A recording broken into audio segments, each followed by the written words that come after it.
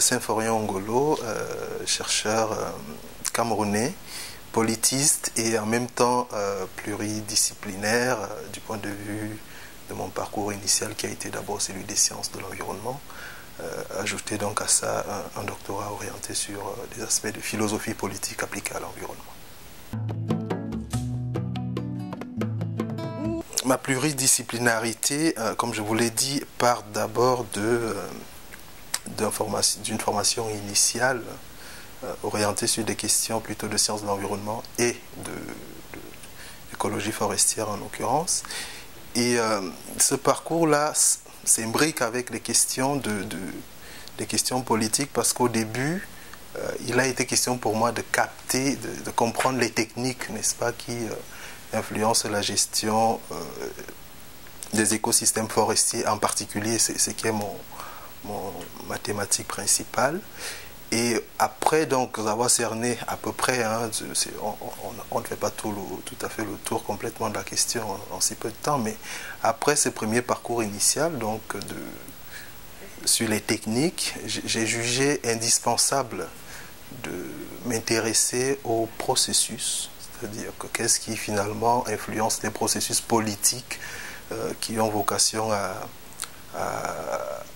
aboutir à l'action publique en matière de gestion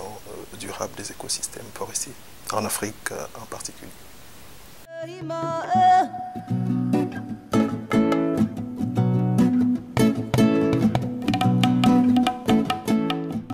Mon expérience dans l'administration forestière et de l'environnement au Cameroun a été extrêmement déterminante pour le choix que j'ai pu faire ensuite pour m'intéresser aux questions de gouvernance des ressources naturelles et donc des forêts plus particulièrement parce que dans cette première partie de mon cursus, de mon parcours, il a été question de comprendre vraiment comment est-ce que l'action publique se déroule au quotidien, comment les décideurs, les gouvernants gouvernent pour une question particulière comme celle des forêts. Et après avoir donc cerné cette question de cet aspect de comment l'action se fait de manière pratique, il était nécessaire pour moi, sur le plan académique, d'essayer de monter en conceptualisation de ces comportements-là pour comprendre finalement quels sont les processus de gouvernance qui influencent ces dynamiques-là. Alors, mon travail a été, durant les 4 à 5 années que j'ai passées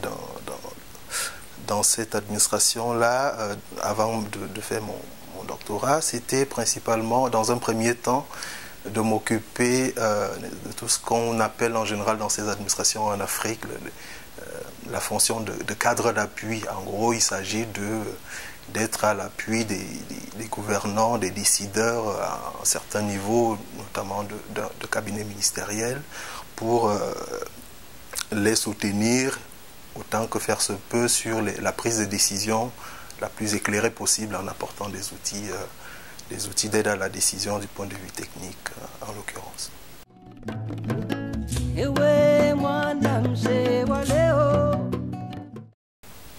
Ça c'est une question assez fondamentale pour la recherche en Afrique. En effet, je dirais qu'il y a eu grosso modo deux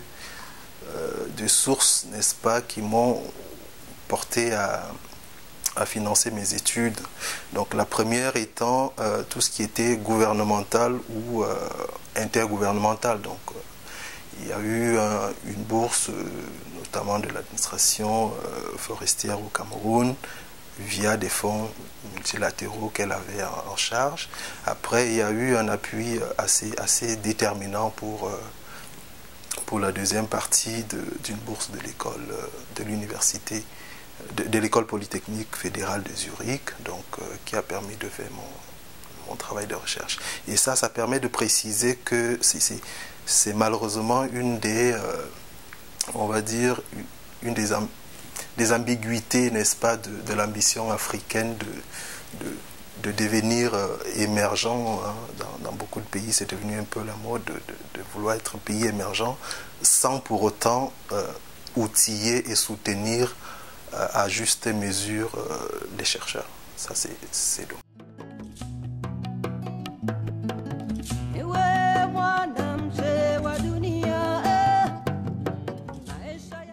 Alors concrètement, en effet, il est assez, je dirais, assez hasardeux de vouloir capter la réalité des politiques publiques en Afrique sans s'intéresser à cette double dimension qui est la dimension formelle et la dimension informelle. Du point de vue de la formalité, on sait que l'action publique en général, hein, que ce soit la formulation des politiques publiques dans un domaine donné ou que ce soit leur mise en œuvre, est toujours un peu emballée avec une rhétorique et un discours assez bien huilé. Mais au-delà du discours, en général, on rentre dans une dimension d'informalité qui est soit celle de l'influence des différents acteurs sur l'action finale de la politique publique dans un domaine particulier, ou alors l'autre dimension qui est en général celle de comment est-ce que ces politiques-là ont été réellement conçues et à quel but. Donc, le jeu des intérêts, les luttes de pouvoir et tout ce qui s'ensuit.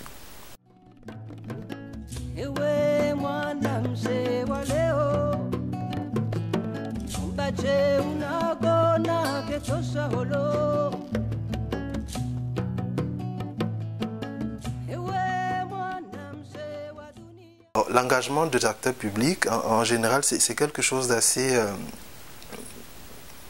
non linéaire finalement. C'est-à-dire qu'on peut, d'une part, avoir un discours et une rhétorique assez volontariste, et dans les faits, au-delà du discours, on se retrouve finalement à faire une action parfois complètement contradictoire, ce qui n'est pas finalement spécifique à l'Afrique, mais la différence étant qu'en Afrique, ce comportement est assez accentué parce que les frontières entre public et privé sont assez ambiguës.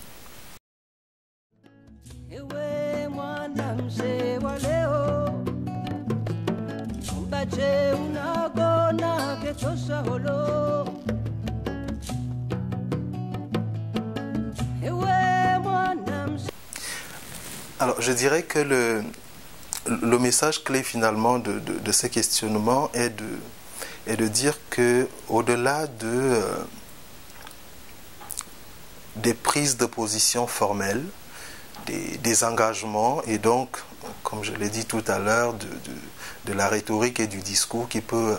emballer, n'est-ce pas, une volonté politique formelle de gérer mieux une ressource un peu comme les forêts, il faut généralement, si on veut vraiment comprendre les pratiques, aller au-delà donc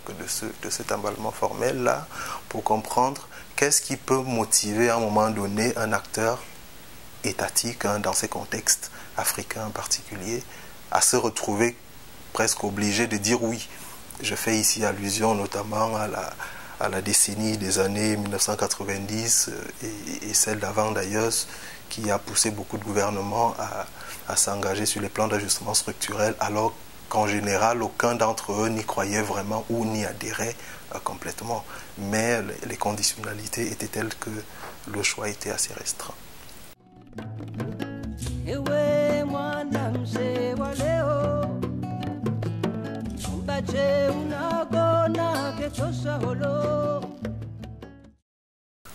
Alors, je pense que là, vous faites allusion à une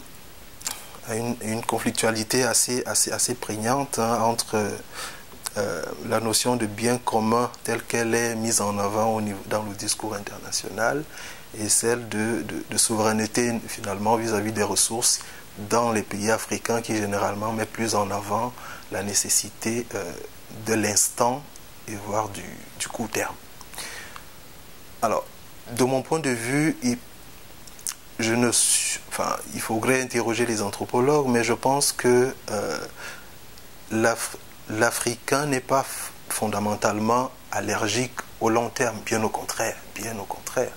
Mais la nuance étant que lorsqu'il s'agit de cette interprétation des choses au niveau des gouvernants, les gouvernants vont en général adosser leur justification de court terme à leur mandat, qui est, lui, de court terme également. C'est-à-dire que quand un dirigeant en Afrique, mais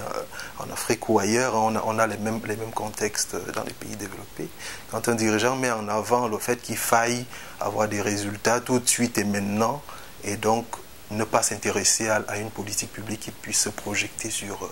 la longue durée, c'est généralement une cause plutôt liée à son mandat électif et donc aux intérêts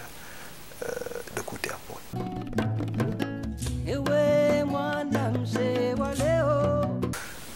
Alors, je pourrais résumer ça en une situation un peu de... nous voulons, en gros, dans l'état actuel des choses, on a des bureaucraties en Afrique. Il est difficile évidemment de généraliser, mais il y a un socle commun qui est que les dirigeants ont du mal à faire des politiques publiques qui ne vont pas leur profiter immédiatement. Et ce raisonnement est complètement en opposition avec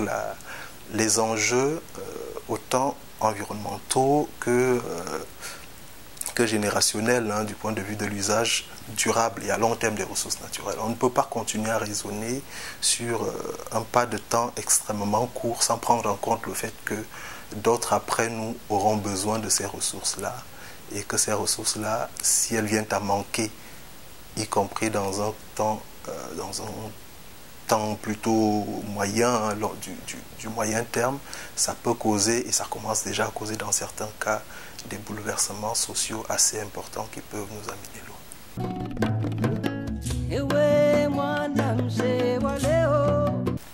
Alors, ma thèse s'est intitulée Gouvernance globale, en gros politique d'usage des terres forestières dans un contexte de gouvernance environnementale globale. Pourquoi ce titre? Parce que les politiques forestières dans les pays tropicaux et en Afrique en particulier sont devenues extrêmement liées et imbriquées aux enjeux globaux, que ce soit la globalisation, la circulation des capitaux pour ce qui est des entreprises qui s'intéressent à ces espaces pour les convertir en agriculture ou à d'autres usages. Et la temporalité était celle, dans un premier, sur le plan empirique, était celle des années, je suis parti en gros du bilan un peu de Rio, hein, à partir de la deuxième plus grande conférence sur la Terre de Rio, qui a posé les bases un peu de la gouvernance environnementale dans tous ces aspects. Quel bilan on pouvait faire de cette période-là à nos jours? Et l'autre dimension de la thèse visait principalement à comprendre finalement, dans ce contexte de globalisation, comment est-ce que les États, comme ceux d'Afrique centrale, se positionnent lorsqu'ils sont en situation de négociation ou de décision avec des acteurs qui ont des leviers d'action plus importants que les grandes multinationales et les puissances occidentales ou des agences intergouvernementales comme les Nations Unies ou la Banque mondiale surtout.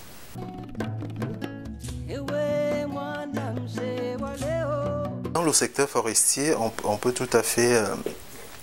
fait dire que il y a une espèce de dichotomie finalement entre ce qui est défini au niveau global. La plupart, hein, pour être un peu caricatural, la majorité des politiques publiques dans le secteur forestier qui sont appliquées dans les pays africains en particulier sont pensées de manière un peu hors sol, c'est-à-dire que le gros de ces politiques publiques vont être pensées dans des agences multilatérales ou avec une forte influence des acteurs occidentaux. Et cette situation aboutit à une conséquence qui est telle que lorsque ces politiques arrivent au niveau de leur internalisation dans les politiques domestiques des pays récipiendaires, il y a une espèce de, on va dire, d'engagement de consentement de mauvaise volonté, si vous voulez. C'est-à-dire qu'on accepte parce qu'on peut potentiellement soit gagner quelques subsides à court terme, soit alors on accepte parce qu'on est contraint de les accepter et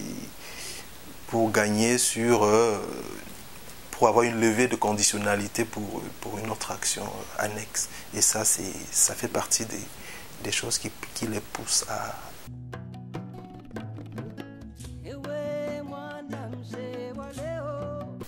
Je dirais qu'il y a deux dimensions, enfin,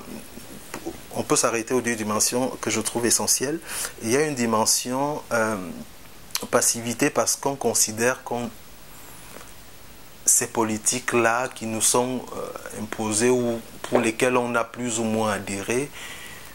ne nous engagent pas trop, puisque de toutes les façons, on ne les a pas pensées nous. Deuxième chose, c'est souvent la passivité en question que je mettrais bien entre guillemets. Cette passivité-là peut aussi s'expliquer par le fait que les politiques de gestion durable des forêts en général atterrissent dans un environnement où les intérêts particuliers des uns et des autres sont généralement au-dessus de l'intérêt collectif que peut vouloir mettre en avant la politique publique qui est formulée au niveau international.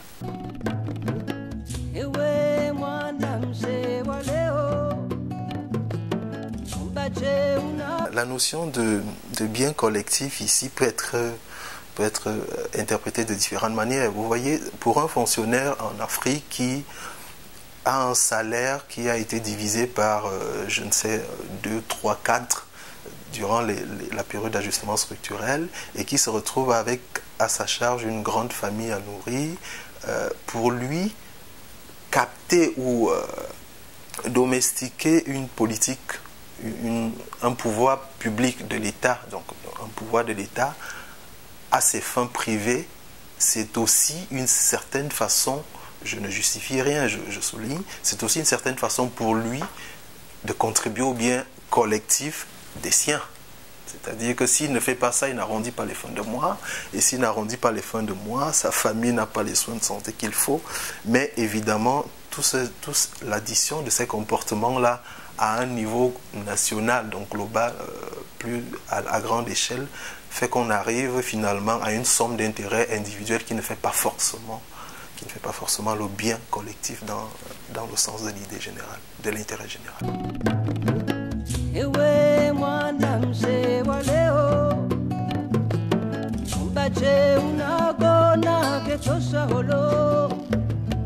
Oui, alors en effet, j'ai essayé de combiner une approche un peu empirique basée sur probablement le fait qu'on ne peut pas comprendre la complexité de l'objet forêt, gouvernance forestière en Afrique et dans d'autres contextes en doute, sans mettre les pieds là où ça se passe. Et donc il faut aller auprès des acteurs, cerner leurs intentions, leurs comportements et comment ils agissent au quotidien. Mais cette compréhension empirique-là nous renvoie, pour le cas des pays que j'ai mis en avant dans ma thèse, donc des pays plutôt modestes sur le plan du développement, dans ce type de pays, le comportement, la réaction des États à vouloir contourner finalement les règles dont ils ont l'impression qu'elles s'imposent sans leur consentement dans leurs affaires souveraines, ce comportement-là fait que j'ai été amené à m'intéresser finalement aux origines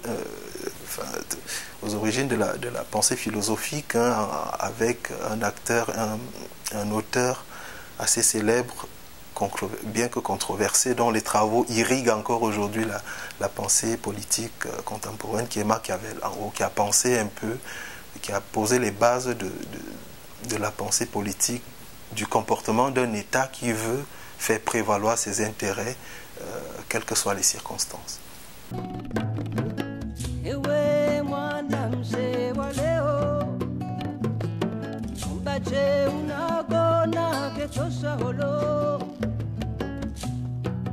On ne peut pas comprendre l'Afrique si on si on ne va pas au-delà du rideau. C'est-à-dire que l'Afrique, la réalité sociale en Afrique fait qu'on est difficilement dans une situation de distinction nette entre ce qui peut être de l'ordre du formel ou du public et de ce qui peut être de l'ordre de l'informel et du privé. Et pour cette raison-là, essayer d'analyser une politique publique sans prendre en compte la dimension d'informalité qui est assez prégnante dans les sociétés africaines est sans doute un bon moyen de passer à côté de la compréhension la plus fine des choses.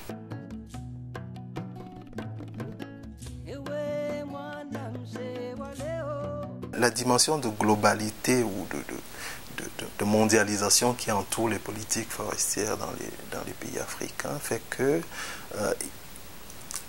la construction de cet objet met aux prises des acteurs qui n'ont pas tous le même poids politique ni économique. Et pour cette raison, en général, lorsque un État modeste du point de vue de son poids politique ou économique sur la scène internationale a à négocier avec une institution comme le FMI, le Fonds monétaire international ou la Banque mondiale ou un pays développé dont ce pays africain dépend pour avoir différentes formes d'aide. Lorsque cette négociation survient, en général, il y a une espèce de biais dans les thèmes de la négociation. Et souvent, l'acteur le plus faible, qui va être parfois donc le gouvernement africain ou son administration, dans le cas d'espèce, cet acteur-là va se retrouver souvent à accepter formellement des engagements dont il n'est pas sûr de tenir ou qu'il ne pense même pas du tout tenir. Et une fois passée cette phase de consentement forcé ou plutôt consentement mou, on arrive finalement à une situation où l'acteur faible est capable finalement d'avoir une espèce de résilience sur sa faiblesse institutionnelle afin de tirer coûte que vaille avantage de la situation dans laquelle il se trouve. Donc il va y avoir des comportements que j'ai essayé de conceptualiser en termes de gouvernement de ruse, quoi, par exemple.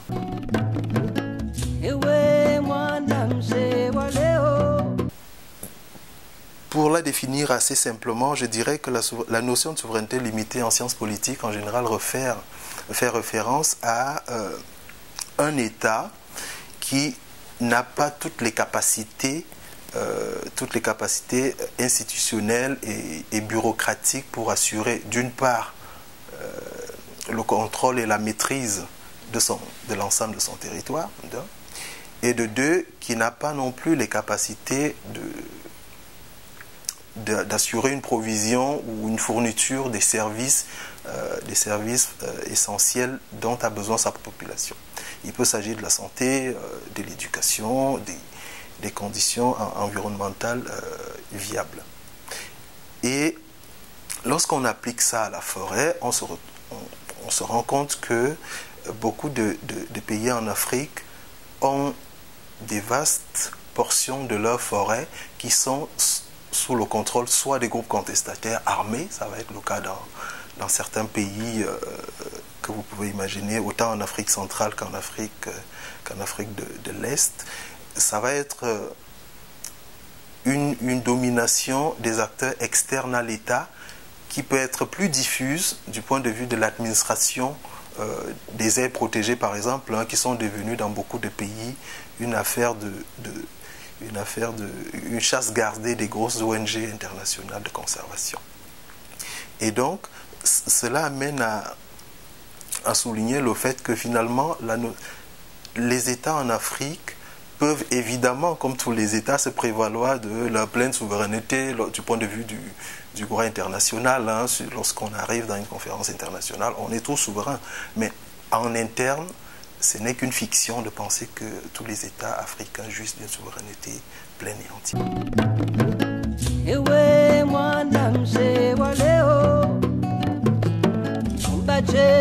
Je ne reviendrai pas ici sur l'énorme débat autour de la notion de bonne gouvernance qui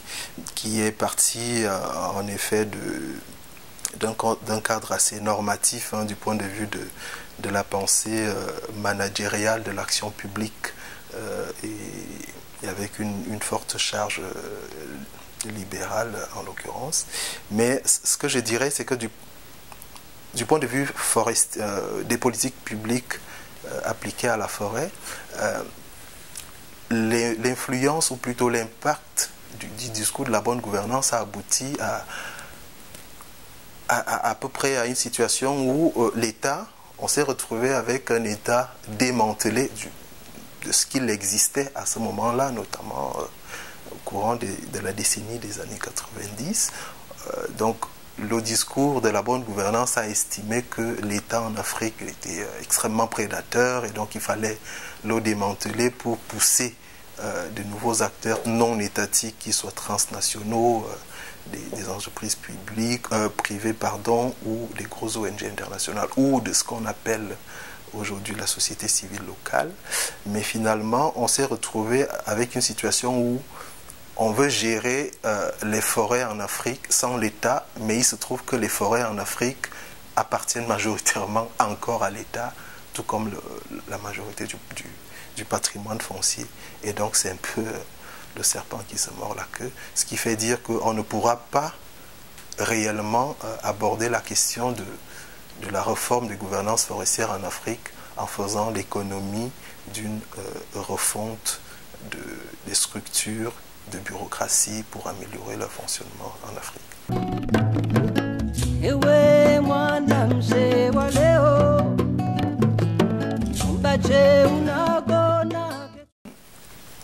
La ruse dont je parle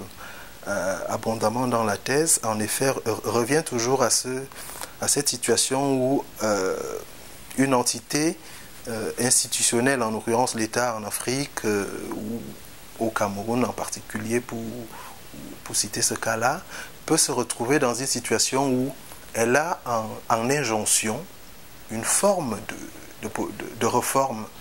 de politique publique à intégrer et à mettre en œuvre dans son pays, au niveau national. Mais souvent, lorsque cette politique publique n'est pas du tout du consentement des dirigeants nationaux, ce qui va se passer, c'est un double jeu de j'adhère, mais je torpille. C'est-à-dire que l'État ou la bureaucratie en question, elle peut être sectorielle ou plus globalement un engagement plus collectif de l'État. L'État va s'engager le temps d'obtenir soit des avantages de court terme qui sont dans la ligne de mire de son calcul immédiat, exemple une levée de conditionnalité pour avoir une allocation de ressources ou une affectation d'une portion d'aide publique au développement. Une fois qu'on a obtenu ça, on se remet en œuvre pour essayer de démanteler le plus subtilement possible l'engagement qu'on a pris et montrer que finalement, vous voyez, nous sommes reconnus très faibles, nous sommes reconnus très fragiles, donc on ne peut pas nous reprocher l'échec de cette politique puisqu'elle n'a pas fonctionné du fait de nos faibles capacités à la mettre en œuvre.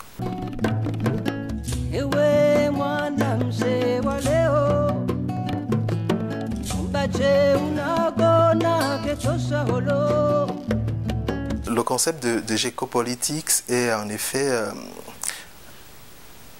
quelque chose que j'ai finalement, dont la lecture des travaux de philosophie politique, en l'occurrence notamment ceux de Machiavel, m'a inspiré fortement. Machiavel part du postulat que lorsqu'un gouvernant ou une entité politique, un État, si on va vite, lorsqu'un État est en situation de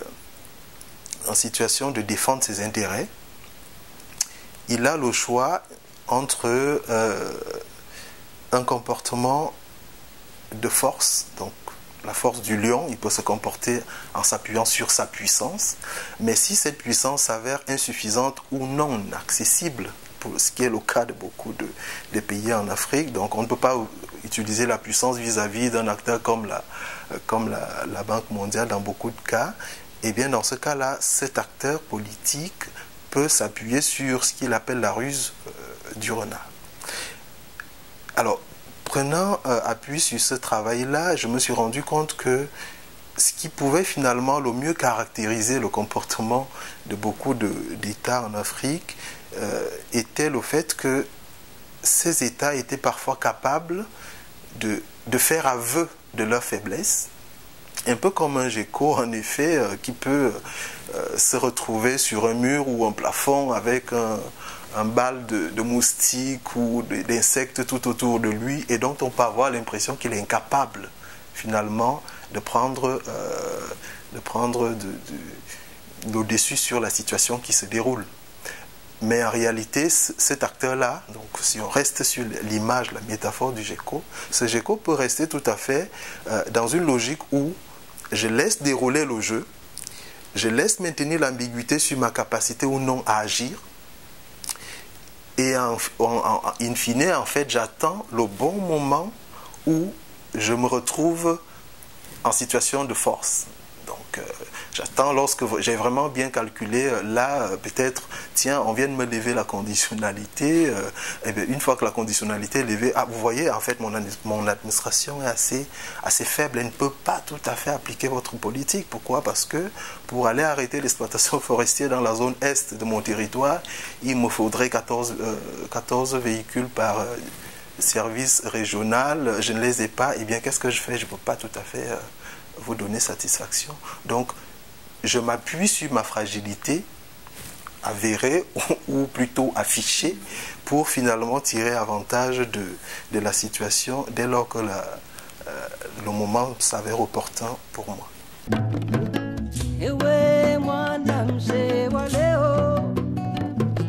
Si on part du fait que la structure, l'architecture de l'État moderne telle que nous l'avons en Afrique de nos jours est quand même arrivée par le canal colonial, on peut tout à fait on peut raisonnablement penser que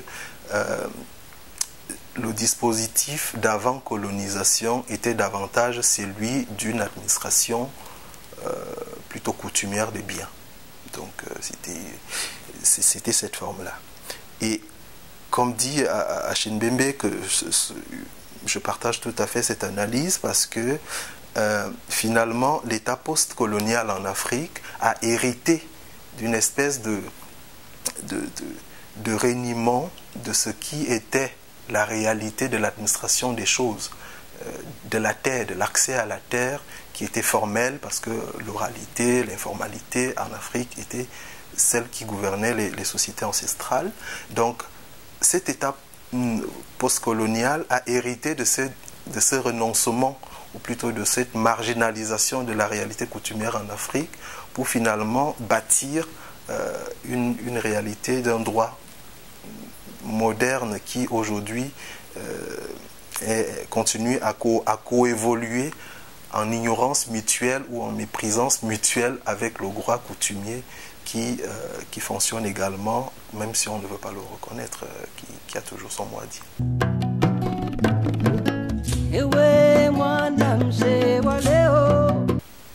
Alors, pour répondre à cette question, je prendrai bien deux exemples. C'est-à-dire que l'idée de payer des pays pour réduire leur déforestation repose sur l'idée qu'en effet, des forêts mieux gérées ont un apport global inestimable du point de vue de la régulation du climat. Et donc, pour cette raison-là, il faudrait qu'on donne des compensations financières aux pays qui disposent de forêts tropicales en particulier, pour que ces pays-là ne déforestent pas, donc ne coupent pas leurs forêts pour se développer ou en tirer des ressources fiscales, par exemple. Et donc, les deux exemples que je vais prendre, c'est l'exemple du Brésil et l'exemple de l'Indonésie. Et vous verrez, j'en ferai le lien avec le cas africain. L'exemple du Brésil, c'est un pays qui, depuis pratiquement des années, depuis beaucoup d'années, hein, et si on prend le cas particulier des années 90, a fortement coupé sa forêt pour des plantations immenses de soja, et bref, pour l'agro-industrie. Et depuis 2005 à peu près, il y a une baisse extrêmement spectaculaire de la déforestation au Brésil. Cette baisse coïncide avec une période où le pays a reçu également beaucoup de centaines de millions de dollars de subventions de la Norvège, qui est un des pays un peu philanthropes pour la réduction de la déforestation à l'échelle mondiale de nos jours. L'autre exemple, c'est celui de l'Indonésie. Même situation à peu près, bien que proportions différentes. L'Indonésie également a une forte déforestation depuis beaucoup de décennies, mais qui depuis les années 2005, si on prend le même point de départ que le Brésil, n'a pas vu sa déforestation se réduire, bien au contraire. Pourtant, l'Indonésie également a reçu de la Norvège des enveloppes financières extrêmement généreuses. La grande différence de ces deux cas va être le fait que dans un cas au Brésil, l'État brésilien a considéré qu'il ne fallait pas forcément se caler sur un modèle de développement ou un modèle de réduction de sa déforestation tel qu'il était pensé par les gens qui lui apportaient des subventions, donc des incitations financières. Le Brésil a décidé de renforcer plutôt sa politique de soutien aux petits agriculteurs pour intensifier la production agricole et limiter de fait l'extension des surfaces agricoles. Et ajouté à ça, le Brésil s'est retrouvé également à un moment donné sous pression des ONG de conservation donc environnementale qui ont joué un effet extrêmement considérable sur la dénonciation des multinationales qui tiraient profit de la déforestation au Brésil. Mais au-delà de ces deux paramètres, l'élément clé a été le fait qu'au Brésil, il y a un État structuré, une bureaucratie organisée, évidemment en proportion discutable, certes, mais une bureaucratie suffisamment structurée qui peut, à un moment donné, lorsque le politique prend la décision de la mise en œuvre d'une réforme, cette bureaucratie peut effectivement assurer la mise en œuvre de cette réforme sur l'ensemble d'un territoire. Ce qui n'est pas tout à fait le cas en Indonésie, où le gouvernement ou les structures étatiques restent extrêmement dépendantes des rentes économiques des firmes privées, et avec un degré de corruption assez considérable, qui fait que même lorsqu'on a décidé au niveau central de la mise en œuvre d'une politique de réduction de la déforestation pour répondre à l'incitation de la Norvège, eh bien cette décision n'aboutit pas à une mise en œuvre efficace. Image avec l'Afrique, c'est qu'on est malheureusement encore en Afrique dans le deuxième cas, c'est-à-dire qu'on risque de suivre un peu la trajectoire de l'Indonésie. Même si on reçoit beaucoup de financements actuellement, les structures bureaucratiques que nous avons en place, la faible maîtrise de l'ensemble du territoire, la faible capacité de nos États à assurer une application efficace des lois ne fait pas malheureusement penser qu'on peut répondre positivement à une incitation pour réduire la déforestation.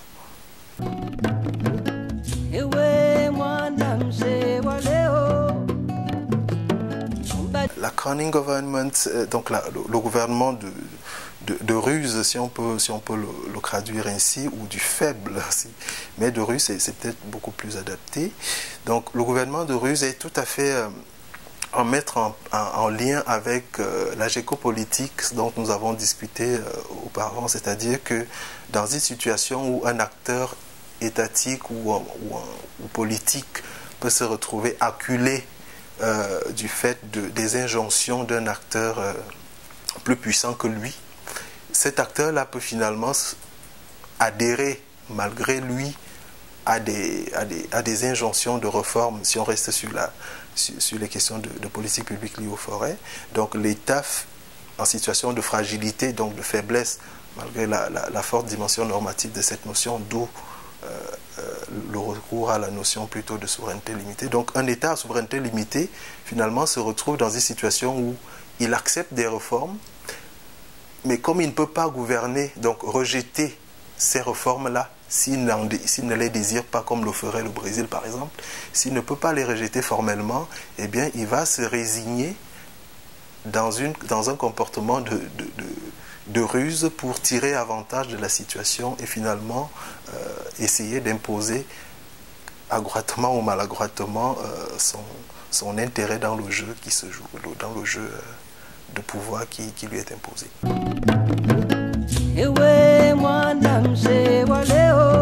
Alors l'idée du crédit carbone, c'est extrêmement lié au débat sur la réduction de la déforestation tropicale.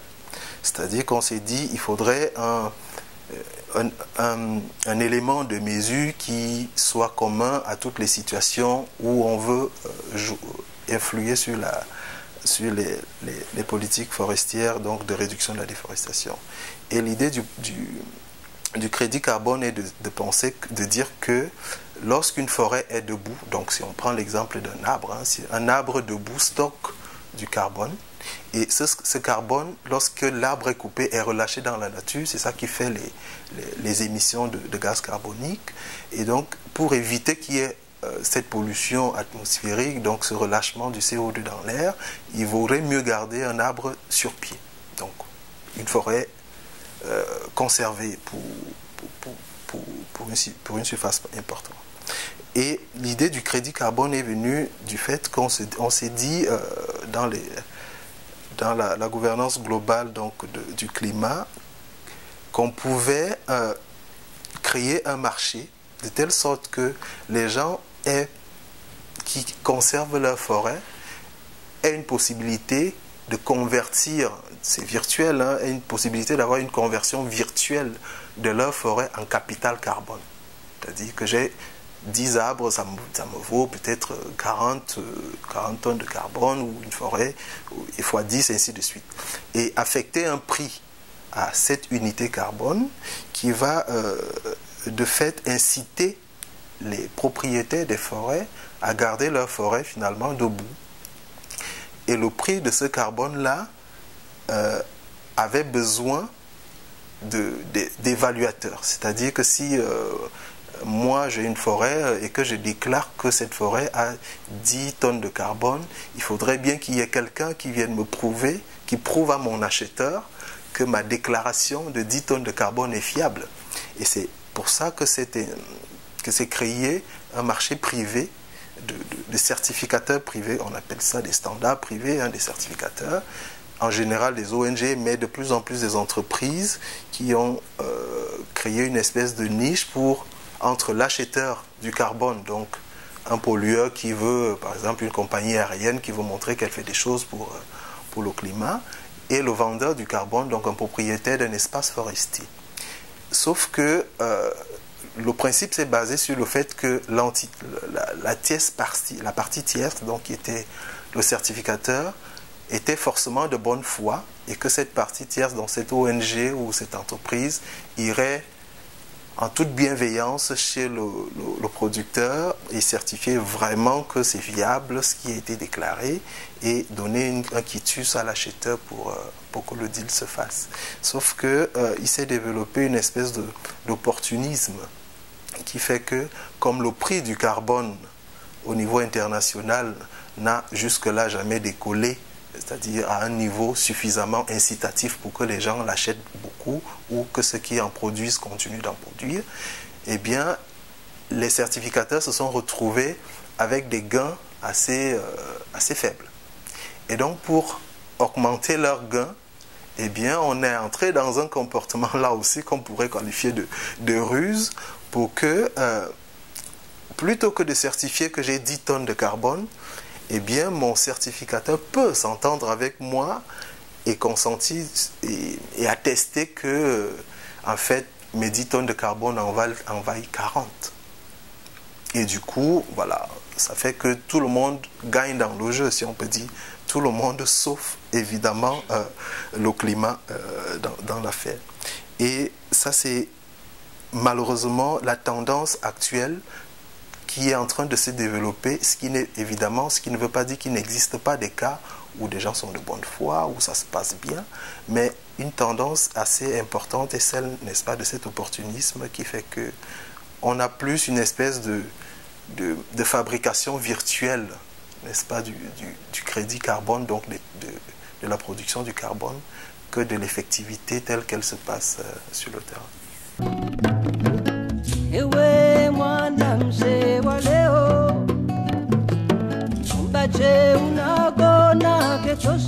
Ce que je peux dire, c'est que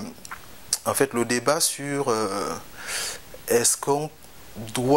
que l'Afrique, si on reste sur le continent, est-ce que l'Afrique doit à tout prix conserver ses forêts sous injonction? Je dirais sous injonction, certainement pas, parce que il vaut mieux que ça vienne des Africains eux-mêmes. Et pour que ça vienne des Africains eux-mêmes, il faut qu'en Afrique, les dirigeants, les gouvernants prennent toute la dimension que peut revêtir l'acte de conservation, donc de gestion durable d'une ressource comme la forêt. Pourquoi? Parce que l'argument selon lequel si on ne nous paye pas, de toutes les façons on va couper nos forêts comme c'est l'Occident qui nous demande de les conserver, a une limite assez rapide. Pourquoi? Parce qu'on peut très vite se retrouver dans des situations où, enfin c'est un peu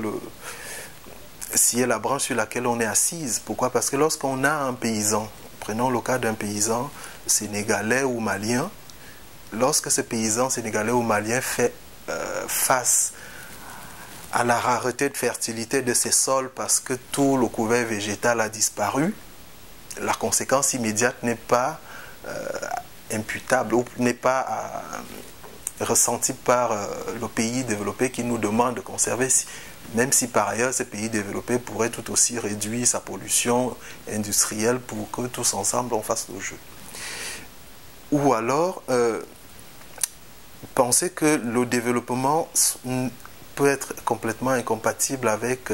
la conservation, je ne pense pas. Et l'exemple du Brésil, encore une fois, peut illustrer que les accommodements et des convergences sont possibles.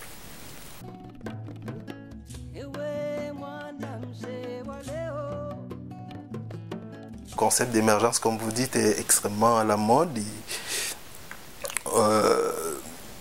Grosso modo, cela ramène le débat à la question de prospérité versus conservation de la biodiversité. Pour ce qui concerne les forêts, bien évidemment. Alors, je pense que l'opposition entre ces deux trajectoires n'est pas forcément la meilleure approche à avoir. J'aurais tendance à penser que l'Afrique a tout intérêt finalement à sauter le pas du pillage du capital primaire pour en arriver à une situation de développement via des ressources plutôt gérées durablement, via une gestion durable des ressources. Exemple, la Chine. Ce discours sur l'émergence prend un appui assez considérable sur les pays,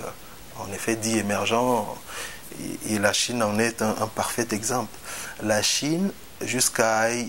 un passé relativement récent, mettait un peu sous le tapis toutes les questions liées aux enjeux écologiques. Mais lorsque les citoyens chinois et leurs dirigeants se sont retrouvés confrontés à une montée spectaculaire du niveau de nocivité de l'air dans les villes chinoises, donc de la pollution urbaine, le gouvernement chinois a fait marche arrière pour finalement prendre le leadership sur beaucoup de secteurs de développement durable, tels que la production en grande quantité d'éoliennes, une espèce de soutien extrêmement offensif sur la recherche innovante en matière de développement des énergies renouvelables comme le solaire, Aujourd'hui, la Chine compte plus de 4 millions d'hectares de forêts en reboisement, et ça n'a pas été le fruit d'une injonction occidentale, ça a été une prise de conscience interne sur le fait que finalement le modèle développementiste de l'hyper-industrialisation peut avoir un boomerang assez désastreux sur la santé des citoyens. Et je pense que l'Afrique peut passer à les capacités, hein, si on veut, de sauter un minimum un peu cette phase, un peu, nous déclusons tout parce qu'on veut faire comme les autres, et finalement essayer de s'appuyer sur le savoir qui est disponible de nos jours pour avoir un développement assez vertueux du point de vue écologique et non incompatible avec la prospérité économique.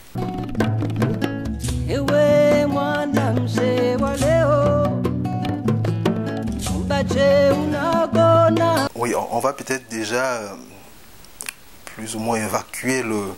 la dimension de malédiction de l'affaire, puisque comme vous l'avez dit, il y a bien des cas, et ils sont plus ou moins nombreux, hein, des cas où des pays réussissent à bâtir leur prospérité à travers une gestion extrêmement rigoureuse et durable de leurs ressources naturelles. Un exemple souvent cité est celui de la Norvège, comme j'ai dit tout à l'heure, qui finalement se retrouve à financer d'autres pays pour mieux gérer leurs forêts, bien que ce soit pour diverses raisons. Eh bien, donc, ressources naturelles et conflictualité, c'est difficile de ne pas y voir un lien, parce que si vous voyez des cas récents en Afrique où on a une explosion de conflits, qu'ils soient de basse intensité ou de conflits majeurs, on peut souvent y voir un début de conflictualité, soit à travers des questions d'opposition à la manière dont est gérée la ressource foncière. Il peut y avoir aussi des liens, parce que lorsque les gens sont en situation de migration ou de mobilité forcée, parce que le territoire qu'ils occupent n'a plus de fertilité, devient rare en termes d'approvisionnement en eau. Souvent, ces migrations-là ne se passent pas toujours de manière pacifique, et ça peut exacerber finalement beaucoup de risques de tension. Maintenant, pour ce qui est des ressources plus majeures, ressources naturelles, du sous-sol en l'occurrence, je pense que la malédiction, dont on est tout à fait d'accord à penser qu'elle n'est que prétexte, que cette malédiction-là vient certainement du fait qu'en Afrique, on n'a pas encore, le citoyen n'a pas encore pris la pleine mesure du pouvoir qu'il peut avoir à imposer aux dirigeants une gestion du patrimoine national pour le bien collectif, et non pas pour une oligarchie qui est aux affaires et qui s'en met plein les poches simplement parce qu'on a des situations où le citoyen peut se retrouver passif et ne s'intéresse pas à l'action politique. Donc, je dirais une mobilisation, une veille plus importante du citoyen sur la manière dont doit être gérées leurs ressources naturelles, une prise de conscience finalement qui peut tout aussi venir des dirigeants plus éclairés, et peut aussi faire qu'on mette en avant finalement les principes d'un état de droit dans lequel on est exigeant en termes de reddition des comptes de ceux qui sont aux affaires, en termes d'impersonnalisation de la bureaucratie, pour que les ressources naturelles ne soient plus une affaire d'une minorité d'élite, mais qu'elles profitent au plus grand nombre de citoyens.